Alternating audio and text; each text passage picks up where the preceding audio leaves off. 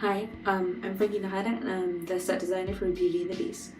So, I had to design 3 levels of living spaces essentially. So, I began with the consultation room, which is very light and bright. Our color palette was brown, gold, and adobe. So, kind of opening up that design, it's where the public sees, and it's very clean looking. Second, we go to Bella's room, which is on the 3rd floor, and it's starting to get a little darker. It's still brown, but the colors are still warm and inviting. Third, we go to the operation room, which is on the 2nd floor and has no windows in it. And it's very clean, very medical, obviously, but it's dark inside there, and the only lights are from artificial surgical lights, and the paintings that line the walls are dark as well. And lastly, in the doctor's bedroom, we have a lot of dark browns and colors that that are darker, because now we're finally at the center of our story. And throughout, I have candles, so as our light source, as well as makeshift memorials for his wife. So for my part of our Twisted Fairy Tale, I was the lighting designer.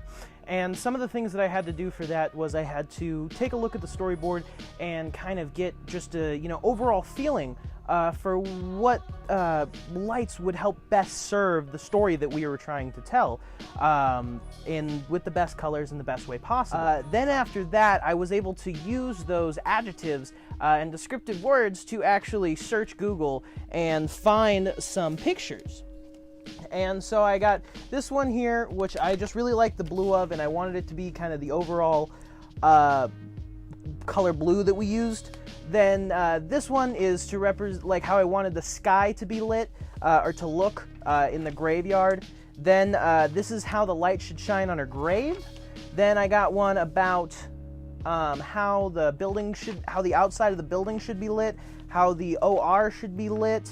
Then how her face should be lit when her face gets revealed to her. Then how the light shines over the doctor when he reveals her face to Bella. Then how soft the hand should look. Then actually how the doctor's face should look when he ends up unfortunately killing Bella and realizing what he did. And then after all of that was said and done, I had to go through and draw out a kind of like a simple storyboard, but then add in it's kind of out of focus, but add in all the lights and everything. That's what these little squares are around there and whatnot, to kind of indicate the direction that I was trying to go with it. So that was my portion for the lighting designer aspect of the Twisted Fairy Tale for my group. Thank you. Hello everyone, I'm Gloria Wang, the sound designer of The Beauty and the Beast. So as the sound designer, I consider our story is an extremely dark and horror story. The background is in Mexico City in 1930s, so the music should use a lot of Mexican instruments to play it and to make it Mexican style-ish. So in early of the story, this music should be sad but slow, since the doctor's wife is dead, and the music slow into like a new chance because he's moving on, and starting his new life in Mexico. So when the doctor met Bella, the music should sound really romantic because Bella fell in love with the doctor at the first time. And when doctor doing surgery for Bella to make Bella look like his dead wife, music should sound totally creepy and uncomfortable. Because during that year the surgery skill isn't that good enough and it's creepy. Then Bella realized that she doesn't want to look like his wife anymore. She struggled too much, so she died. The doctor is too sad, so he killed himself.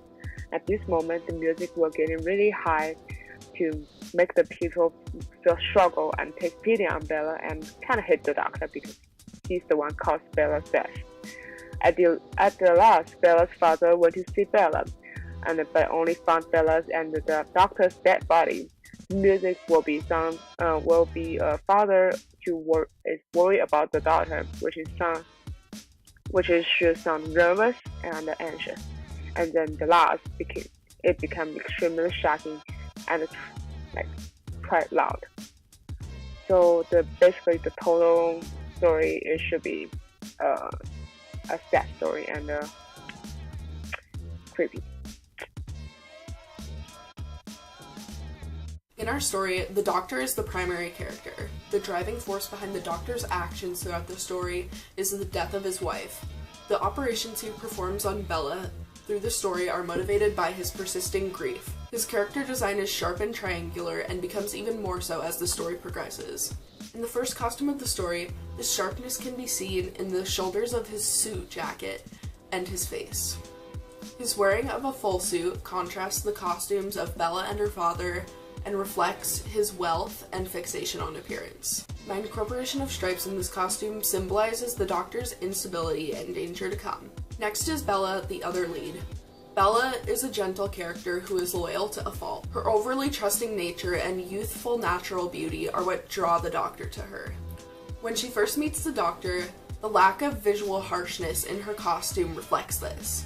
I wanted to incorporate the story setting of Mexico into Bella's first look, so I did this through her skirt's embroidery. My use of roses in the embroidery is also a reference to the rose in the original Beauty and the Beast fairy tale. For Bella's hair and makeup, I drew inspiration from images of Mexican telenovela actresses from the 1930s. Last, we have Bella's father.